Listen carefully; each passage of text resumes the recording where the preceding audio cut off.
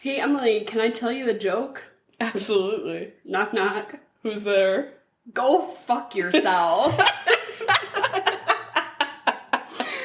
Wait, you know who's actually there? The second mouse who got out of the bucket of cream because he turned it, and now he's at your door.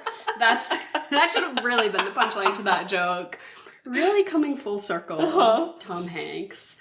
Oh, I love it. I love how much of an asshole he is in this. His Boston accent was so atrocious. Is that what it was supposed to be? I think so. No way. I think he was going for Boston. Hanratty?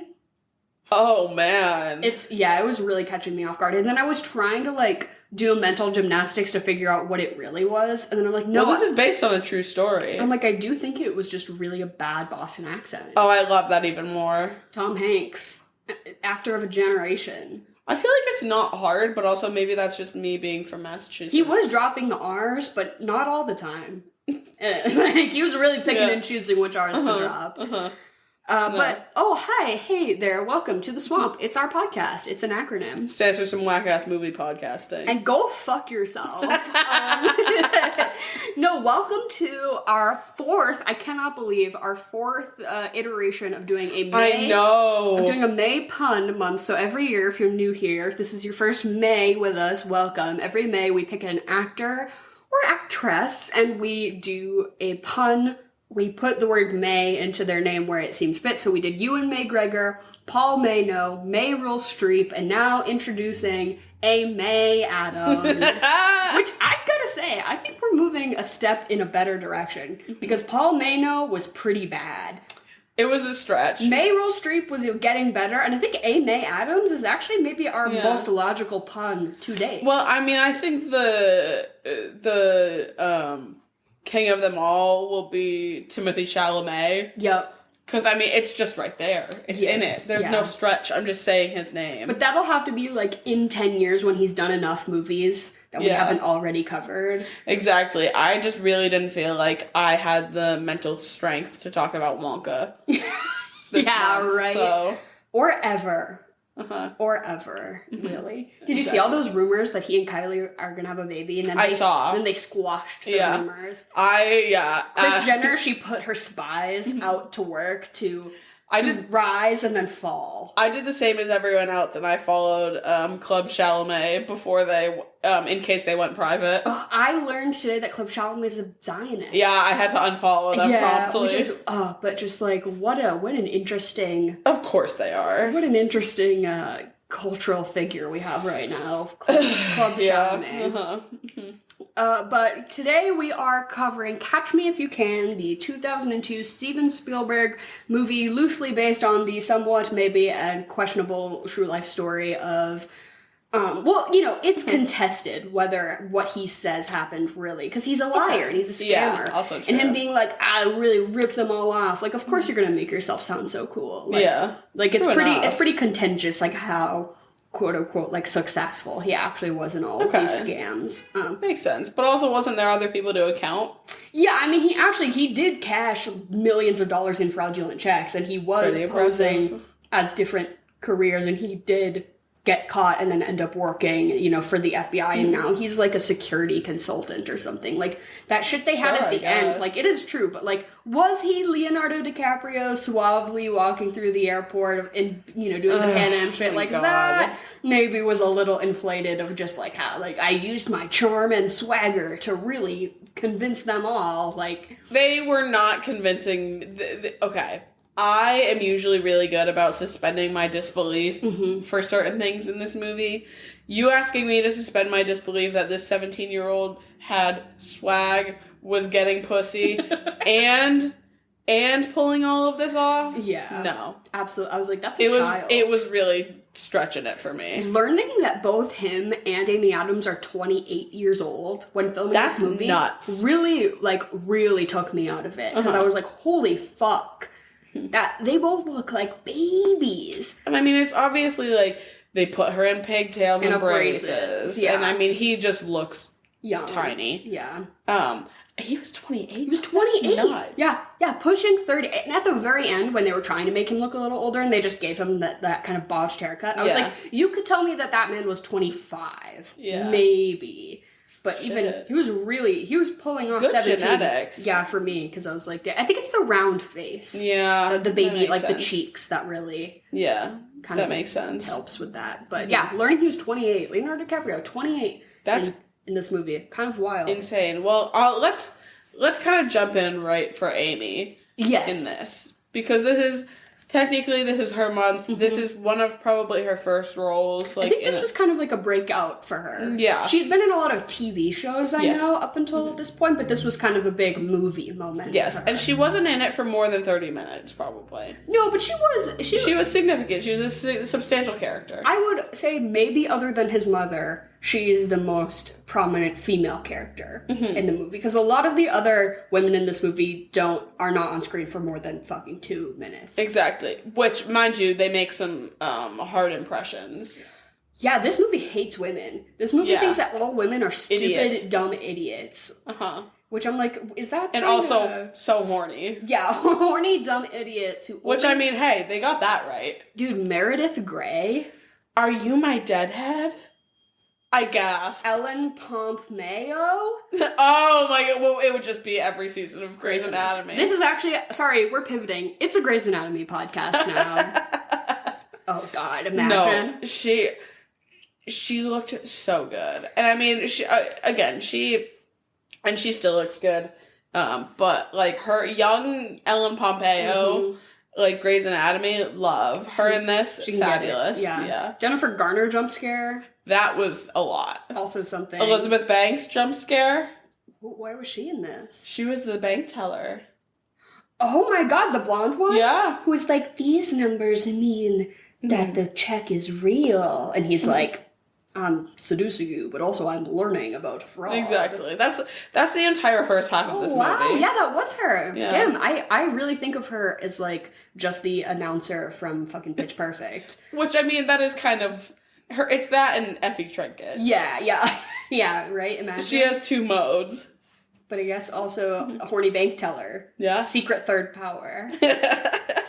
But yeah, Amy Adams in this, she's playing a nurse, young, new to the job, very insecure and unsteady sort of thing.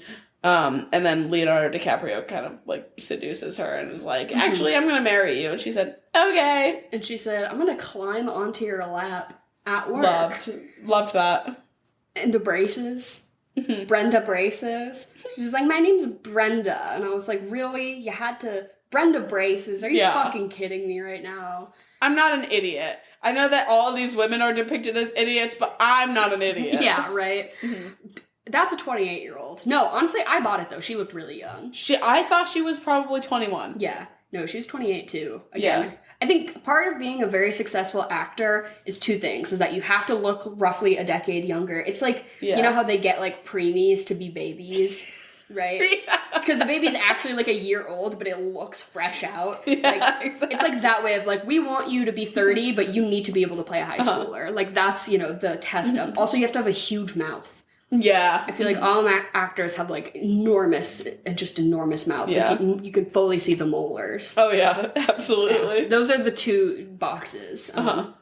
And yeah, Amy Adams and Leo are both checking them. Yeah, she did a great job with this.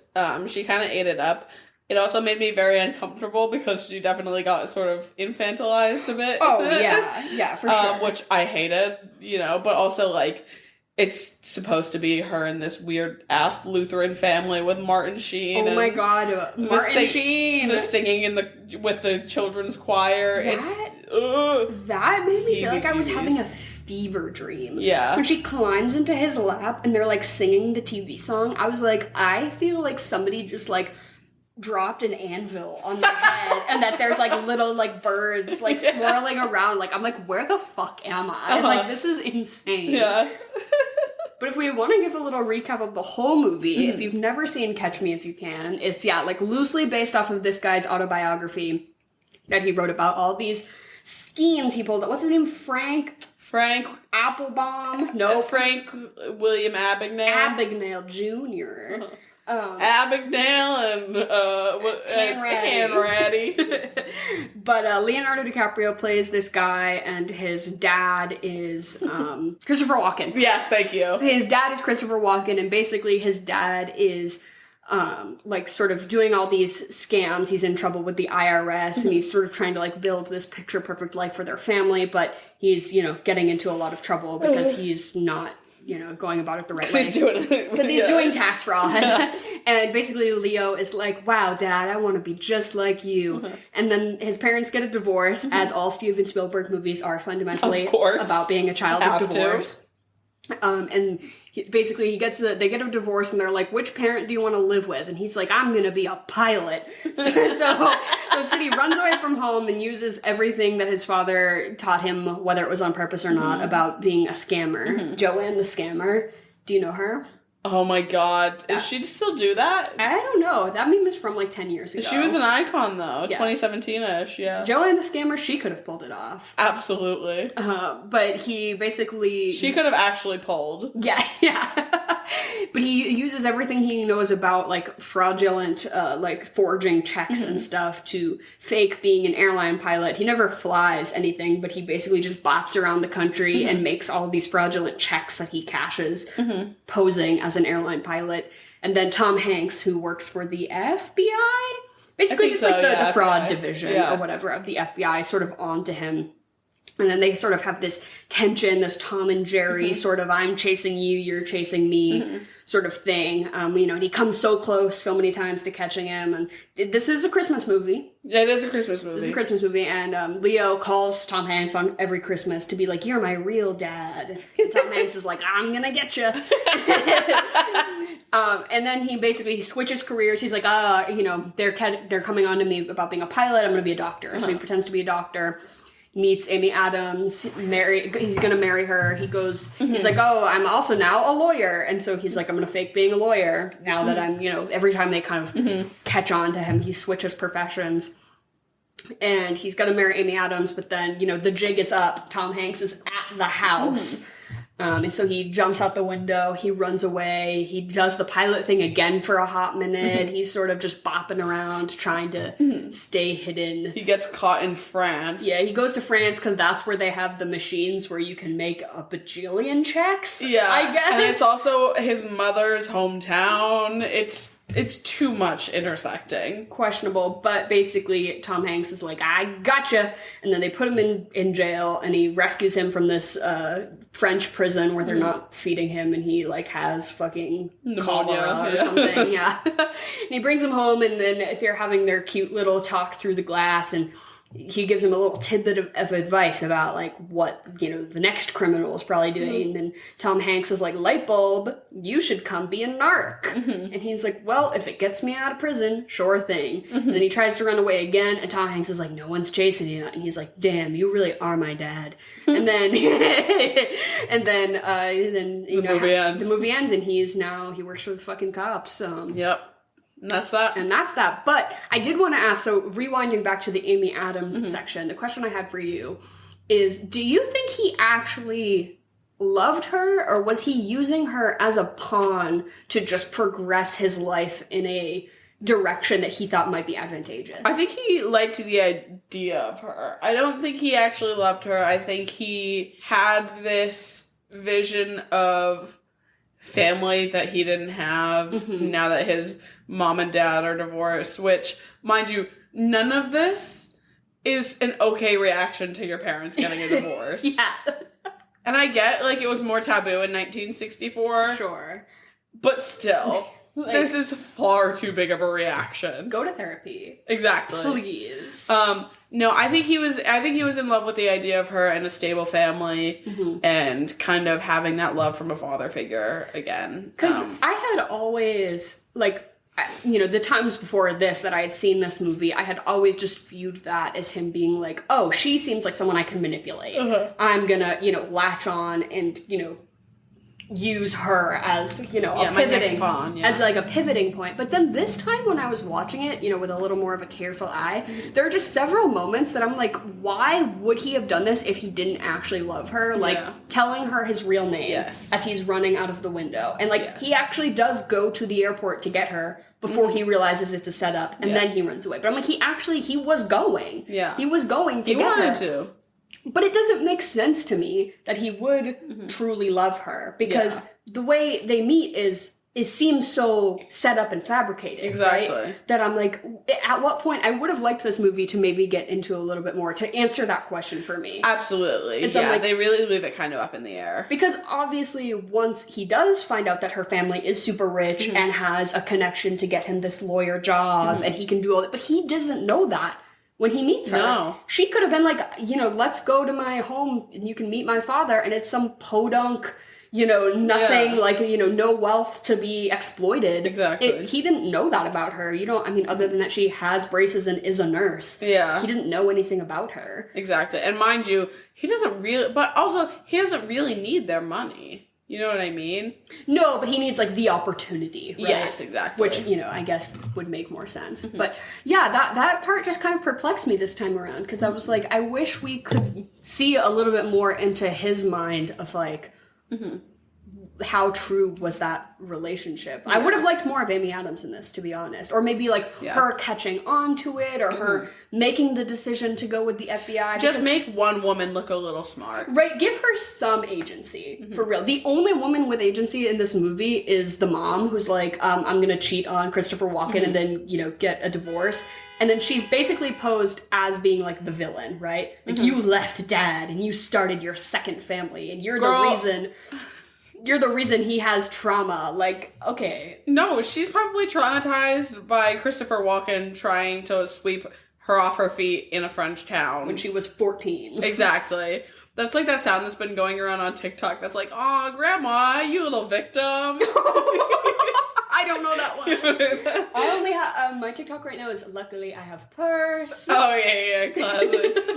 But yeah, it's like a lot of people have been, I don't know, that sound like popped off, and everyone's kind of popped off being like, oh yeah, my grandfather married my grandmother when he was 32 and she was 14. Yeah, of course. Yeah, very that. But I also, like, would have also liked to explore the whole, like, Leonardo's character, what's his name? Frank Abagnale. Yeah. He uses a lot of fake names throughout this movie, but Leo, when he's in his doctor era, he's canonically 17. Yeah. He's 17, because he says, I left home a year and a half ago when I was 16 years old or whatever. So he's somewhere between 17 and 18. How old is Amy Adams? Because obviously we've got the pigtails, the braces. She's supposed to be young. She's supposed to be immature. Yeah, I'm guessing like 19. But then they go to like get married, and he reveals to her that he's like, this is my real name. I ran away from home. I have these just suitcases full of money. Cash, yeah. Like, come on, if you're that smart to pull that shit off, wouldn't you have at least like organized that a little bit better? Right. You just got suitcases full of loose cash. Right. Loose bills, my dude. At least get some rubber bands. Yeah. Right. Or just like in suitcases that are just like in the fucking bunk bed. Yeah. Like, also, I think have a bag packed with some clothes. Right. You know what I mean? Something. One toothbrush. So, yeah, something. Please. Even one of those little travel ones. Yeah. That like clips into itself. Love. Hairspray, he was gonna need that. Mm-hmm. Gel, maybe. Definitely gel. Something. A condom, at least. But how old was she supposed to be? Because her learning that he's underage, was that, like, going to be a shock? Because you can't get fucking married when you're 17, bro. I mean, if you have a fraudulent identity, you can do whatever the fuck you want. Yeah. But that whole thing of, like, is she just a super immature 22-year-old? Or is she I think she's probably 19. Like, is she also a literal child? I'm going to guess that she's, like, still, like, in her teens. But also, it was 1964. So it's not like, weird to get married when you're in your teens. Which also, I think that this movie is insane to watch just because of how much you could get away with. Yes. Back then. That's why I always think about, like, cowboy movies, like westerns. Mm-hmm. You can just, like, kill a man and just ride off into the next town, and they're like, there was no DNA. Oh, no. You could do any crime. Uh-huh. As long as you, like, weren't an idiot, you could basically get away with it. Exactly. Which I will say, if I'm gonna, like, rank crimes from, like, the coolest to the least cool, Fraud? Fraud is pretty cool. Yeah. Fraud is pretty high up there, especially... it takes a good amount of, like... Forgery? Kind of sexy. Yeah. Because, there are some... It's better than money laundering. Yeah. There are some crimes that are, like, objectively bad, not cool. Yeah. And then, we're climbing up the ladder. Arson. You've got arson I'd put in the middle. Somewhere in the middle. But, pretty across the board, a pretty good crime. Forgery. Mm-hmm. Fraud. Yeah. Yeah, that's... Can I get down with that? Yeah, fuck them over. Fuck over the bank. I was just really into that show White Collar for a while. That was about Never heard of it. It's about Matt Bomer being, like, an art forger. Okay. And he was so good and he went to prison that then they pulled him out of prison to work for the FBI. It's basically this movie, but it's art forgery rather than check I can get down with that, though. They're like, like white collar art forging crimes. Sure. It's not a great show. Yeah, it doesn't matter. But it's Matt Bomer. Yeah, I do like him. Did you ever watch that movie with him and, The gay one? Yeah. No, I haven't either. But I feel like I should, eventually. He's one of those, like, gay men who always gets cast as straight. Kind of like a Neil Patrick Harris, and you're kind of like, huh. You managed. It's like, there's well, to say it was him and, what's his name? Jonathan Bailey. Yes. Who is the best gay man at playing straight I've ever seen in my life. There's like an ebb and flow. Like, the universe gives the power to play straight to the Jonathan Baileys, and then the universe also gives the power to play gay to, like, the Darren Chris's. Mm-hmm. It's like, you swap them out, right? Josh O'Connor. Mm-hmm. Yeah. Mm-hmm. He's going on number 6. For his gay roles, I saw think. A tweet that was like somebody saying like he needs to stop, and they're like he'll be unemployed. What's he gonna do? Like, what do you mean? What do you mean he should play a straight character? Who's gonna believe that? That's my little mouse boy. Yeah. Oh my god, the mouse who dreams of being a human man. That's the mouse who churned the butter. And he got out and he found the witch, and the witch who gave him the spell to be a real boy. Mm-hmm. She said, but in order to be a real boy, you have to play gay. And she said, and he said, purr. And he said, the dead mouse and that cream, that's Mike Face. Can you turn him into a real boy as well?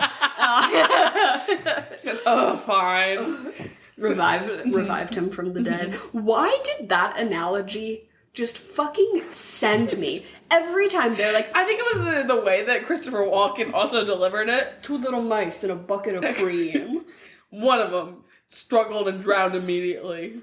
The other, he turned it into butter and he climbed out. That's like a mouse. That's me. I'm like, what the fuck? Like is that like an old proverb, or did they make that up for this movie? I for some reason I really hope that Steven Spielberg just like ripped a line and came up with that.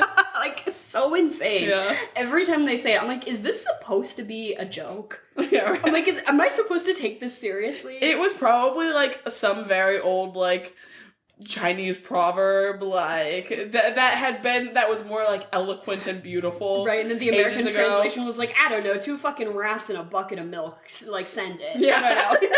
That's so weird. But this is a Christmas movie, and this is also a kind of a romance, I would say. This is an enemies to lovers slow burn. This is my challengers. Yeah. These 2. Handratty and Abagnale can't get enough of each other. And the third person in the throuple is the forged checks. Yes, exactly. Is the French printing press that's so good at making these forged checks. Uh-huh. No, it was less of a romance, and I would say more of a like daddy issues movie for sure. Uh-huh. Of like, it's all about Leonardo's character letting go of the image he built his father up to be. Mm-hmm. He puts his dad on this pedestal of being, he was going to be a provider, and he was, doing everything he could to support the family, but of course it inevitably all falls apart. But the movie starts with him getting inducted into this Rotary Club, and basically him What's a Rotary Club? I don't know. All I know is that they give out scholarships. Yeah, sounds right. You could get like the Rotary Club scholarship. That sounds like something that would have happened, or we would have had a Rotary Club like around where we grew up. Yeah, I always just think of the American Legion. Yeah, like that's for like veterans. Mm. What is the Rotary Club? No idea. Couldn't tell you. Yeah, but it was made out to be a really big deal. Oh yeah, that he was getting inducted into this Rotary Club, and he's like 2 little mice in a bucket of cream, and Leonardo's like, wow, my dad sure is the best.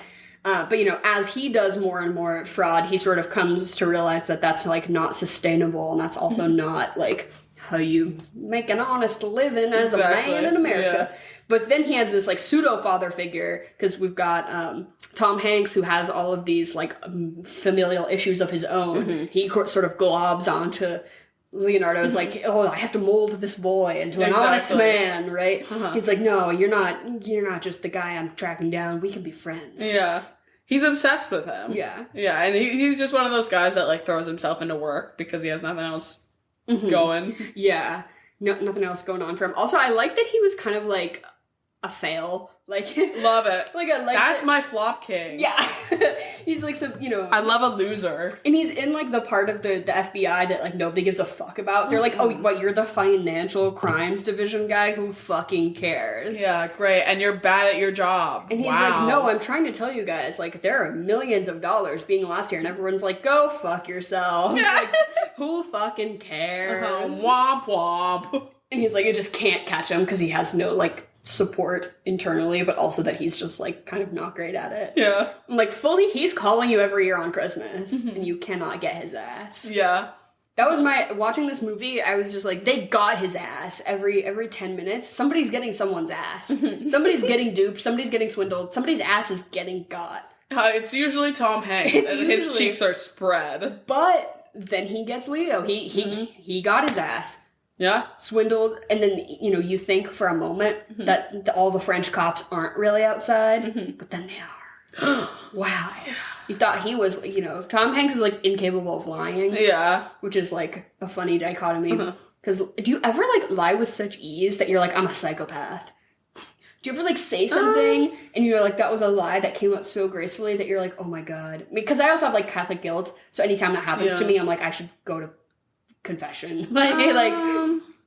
Not really. Not that I can think of, but I definitely have in the past that I was like, oh, that rolled off the tongue a little too. A little too good. Yeah. But that's Leo starts being like, oh, maybe lying and having fake identities is not as fulfilling as I thought it would be. Maybe swindling all these idiot women into oh my god, the reverse sex work situation. With Jennifer Garner? Where Jennifer Garner's like, I'm a model, but also you're gonna have to pay. Love it. And he's like, here's a fraudulent check. And she's like, well, here's $400. And he's like, bada bing, bada boom. He's like, got your ass. Yeah. Like, literally and figuratively. Got it. Yeah. I also couldn't imagine that anyone having sex with that man in this movie would believe he's any older than 18. Yeah. Yeah. No. It was fully unbelievable way. He's like, he's not that good looking. No. And he's very much, he comes off to me as, what's that Jennifer Lawrence movie that came out this year? What is it? No Hard Feelings. No Hard Feelings. He reminds me of that boy where his dick would graze a woman's thigh and he'd bust a nut. Yeah. Yeah. There's not sex involved. No, literally. I was also having a hard time suspending my disbelief of the whole, like, oh, all of the stewardesses are just giggling and twirling their hair. I'm like, he is clearly a child, and he's not even that good at lying. No. He kind of is fumbling a little bit, and he looks like a child. Yeah. I'm like, there's no, like, if he was a little bit older and was so stunningly good looking, one of those people who can just flash a smile and everyone's like, well, you're God, so I don't care. It's just, it wasn't quite at that level. No. And I wish that the lying, the mastery was just a little bit more, I don't know, like, believable. Intricate or just like, or like clever, right? Yeah.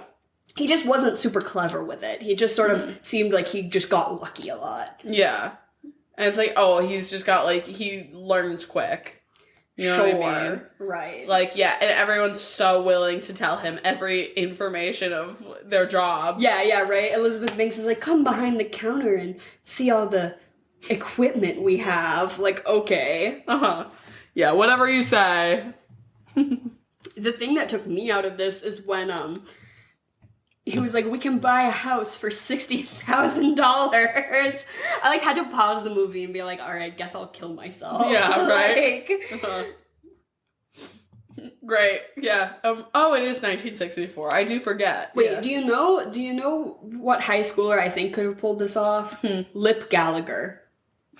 Lip Gallagher. Yeah! Dude, Lip Gallagher from Shameless, he could have swindled. I would have believed it more. Yep. I would have believed it more. No chance in France that some rich little fuck is doing this. Had the smarts. No, you need street smarts. Yeah. That man has no street smarts. It's like the whole, like, I studied for 2 weeks and passed sort of thing. Yeah. That was giving, like Lip taking everyone's SATs for them type vibes to me. I was like, no, Lip Gallagher, he could have pulled this off, I think. Mm-hmm. If given the opportunity. And me suspending my disbelief of him being able to get pussy. Yeah. Yeah, I wouldn't have had to suspend. True. I'm like, yeah. Wow, what an interesting day that we live in, where I would consider Jeremy Allen White to be more of like a sex icon than Leonardo DiCaprio.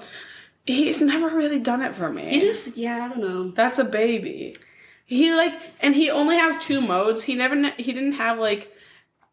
look like a 30-year-old to me ever. Mm-hmm. He just looks like what he looks like now. Yep. And then like this. And that's it. Was that birthday cake on your story real, or was that a picture? That was real. You had a "Don't turn 25, ahaha, you're so sexy." Yeah, my brother, which apparently you can buy that piece of edible like cake sheet on Amazon. That's awesome. So he bought it, and yeah, that's the cake that he presented me and my sister with for our 25th birthday. That's so fucking good. Because I was like, oh, this has to be like ripped from the internet, like a meme. That he made it. Yeah. Oh my god, that's amazing. Shouts out to your brother. That's so funny. Don't turn 25. You're so sexy. Yeah. Oh my god, it's brilliant. Oh my god. But, do we want to just get into our regularly scheduled program? So, fuck, marry, kill. I guess Leonardo's literally a baby, so we could do Christopher Walken, Tom Hanks, and the mom? Or do we want to do Martin Sheen? Do we want to do 3 weird men? 3 weird men. Yeah, okay. I'm killing Martin Sheen. Yeah. That, I don't like it. I don't like it. No, I'm very uncomfortable. Like, go back to Vietnam. Yeah. You know, like, get out of here. Yeah, I'm gonna kill Martin Sheen. I'm gonna I don't want to marry a Fed. Yeah. So I guess I'll fuck Handratty and marry Christopher Walken, I guess. They're all losers. Yeah, I unfortunately am going to marry Tom Hanks because good government job, early retirement, fat pension, it's the 60s, you know. And then I'm going to show him that there's more to life than numbers, and I'll be a good supportive wife. Okay. And maybe we'll get like super into like bird watching or You can also be a housewife. That helps. Ew. No, not in the 60s. I want to be a housewife today where I have TikTok. I want to be a modern housewife where I have my Nespresso and my TikTok. That makes sense. And I can just do nothing. I don't want to be in the 60s. You actually had to fucking vacuum and shit.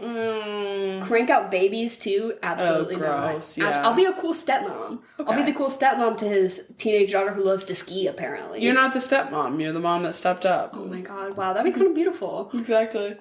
The younger woman who sweeps in to get that retirement money. Love. Also, the way Leonardo was complaining about having a good government job. I mean, Kill yourself. I was like, I understand that you don't want to be a narc, and that's fine, and I do judge you for it, but like, come on, you're gonna get to retire at 50. Yeah. In the 60s, a good government job in the fucking 60s, bro, that's...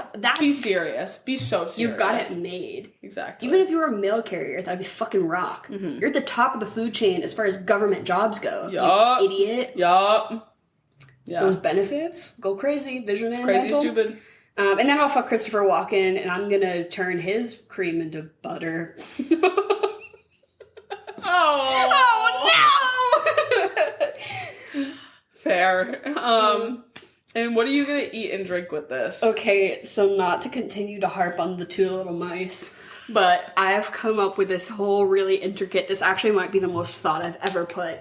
Brilliant. I love to hear this. So we've got 2 food moments in this movie. One, we have Tom Hanks eating the eclair on the plane, and then we have the mom setting out the Sara Lee. And Sara Lee, what she sets out, I believe, is cheesecake. Looked like it. But Sara Lee, you know, they do pound cakes, they do mousses. Yeah. We're gonna go with the cheesecake across the board. So you're gonna do good call. An eclair, like a Boston cream pie sort of eclair cheesecake, So instead of the cream, we're just going to basically just whatever, mash those two desserts together. Maybe an eclair with cheesecake filling. Okay. Some sort, just mash those two desserts together in whatever way you see fit. But we're starting with 2 chocolate little mice. We have the 2 mice. And we're going to have the one mouse who failed. And you're going to plop him into your espresso martini.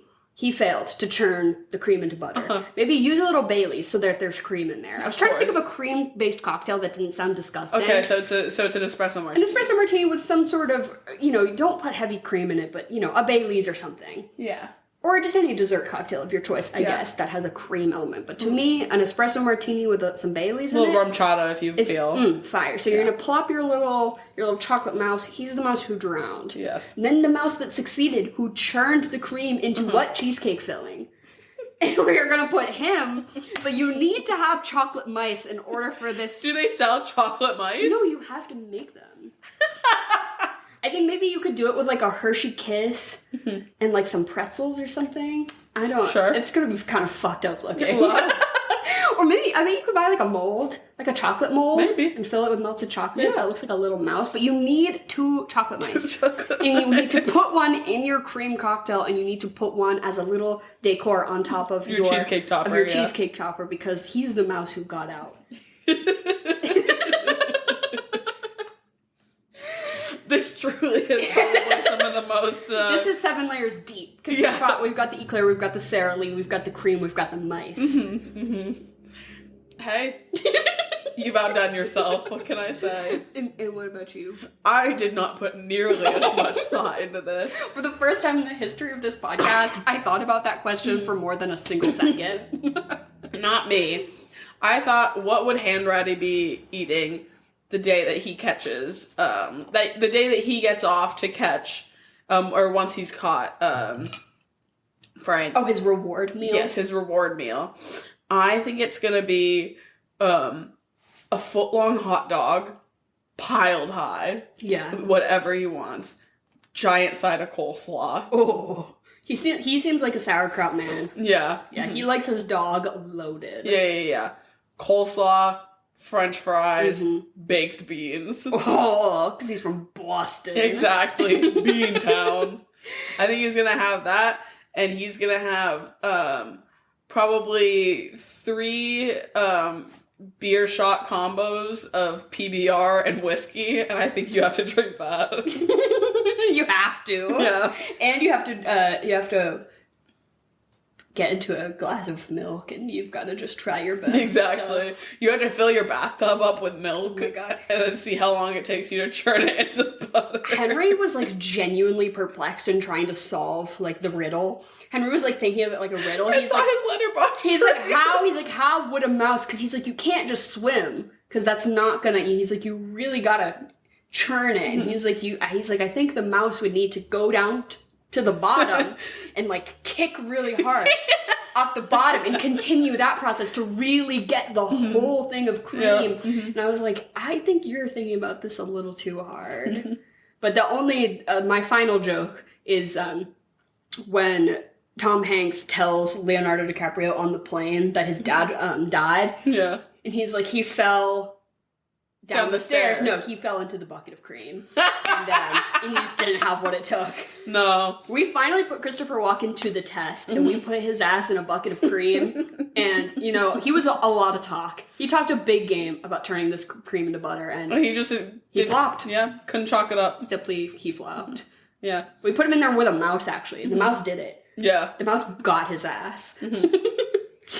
And what are you going to watch after you've had this immaculately concocted meal and watch this movie? So I have like 3 answers in increasing steps of rightness. So the first is obviously The Wolf of Wall Street. It just sort of is the logical next step of the companion movie, right? It's like loosely based off of the true story of this guy who's sort of a scammer, schemer, absolutely lucky, charming, whatever. Leonardo DiCaprio. It checks. Then I'm like, no. I'm like, what's the best story of like the cop and the criminal and there's tension? And I'm like, you should just watch the TV show Killing Eve. Oh my God. I'm like, instead of father-son, it's like psychosexual melodrama. Don't get me started. Lovers. But then, I think you can only watch the first 2 seasons. I would say, seasons 1 and 2, of Killing You. Okay. But then I'm like, my final answer, which is correct, is like, who is the rat who could survive the cream? And it's Remy from Ratatouille. Yep. And if there's a rat who could do it, it would be him. Yeah. But then it's also, a fraudulent career. It's like we're tricking the people. Sure. But that movie is more based in, talent and hard work than it is scamming and scheming. But it is, it is logically the rat who could churn the butter. And I think that you should watch Ratatouille. I like that. What about you? And it is, again, kind of a scamming and scheming movie, but not so much. I just think you should watch Baby Driver. As much as it's kind of like got a lot of actors that have been canceled in it, I still enjoy the movie. I thought it was well done. I thought it had it obviously has an iconic soundtrack, and I thought this movie had a really great soundtrack. It seems like it's not going to take the life out of me to watch. It's fun. And it kind of ends in a similar fashion. Yeah. And like heist, Yeah, heisty. Exactly. It's kind of heisty. Exactly. Yeah, we're stepping up. It's not like bank fraud. It's bank robbery. Yeah. I'll take that, which is also sexy. I would say, though, frauding the bank is cooler than robbing the bank. Yeah. Because you got their asses. Yeah. And then out of 10, I'm going to give this movie a 5. I like it, and I've seen it, but it just, certain parts about it I just really can't take seriously. Yeah. And it just sort of, take me out of it. But I haven't seen the entire body of work of Steven Spielberg. I'd say I'm about halfway there. Okay. But I think I would put this pretty much right in the middle, right, as far as a Spielberg goes. I think a lot of his works are a lot better than this, but I certainly think he's had some flops that also have not risen to the occasion. So I'll put this at about in the middle. I liked it. I think it's one of those films that is a better first watch than a second watch. I agree. I think around a 6.5 is probably where I stand with this one. And like I said, the first 30, 40 minutes of it was really hard to kind of suspend my disbelief with in a lot of different ways. Not just the thing he pulls women. No, it's he's simply not that, smart. Also, when he's pretending to be the fucking French teacher, and not a soul in there would believe that you are. I'm sorry. Oh, he writes his name on the board, and they're also gullible because they're teenagers that they just. I'm not a soul believes you're older than 12. Literally, my guy. Yeah, baby, Driver. We're watching it next. No, head on over to our Patreon if you'd like, where we covered Monkey Man this month, and we'll be covering Challengers next month, pretty soon. So we're trying to kind of make the Patreon a corner where we talk about new shit. So if you're interested in that, it's only $2.86. You can subscribe using the link down below. You can also watch us in video if that tickles your fancy. I don't really know why you would, but you can feel free to do so. Hang out with us on the couch. Right. See my cats if they decide to scramble on by. Yeah. And then we also have links to all of our other stuff, all of the social medias. We would appreciate it if you followed us. We would appreciate it even more if you could give us a rating on the app. On your podcast consumption app of choice. If there's an option to give us some stars, we would love your stars. That would be ideal. I would love to get some stars from you. And I would also love to hear what movies you would like us to cover here on the podcast. We're doing a May Adams this month, but moving forward, month themes, movie suggestions, chocolate or vanilla themes, any of it. Whatever you got for us. Yeah, we'd love to hear from you. Thank you for listening. I'm trying to think of a scam that we could pull to get you guys to do something, but I would never do that. No. I would never scam you. I'm more of a Tom Hanks. I'm an honest man making my living. And goodbye and good night.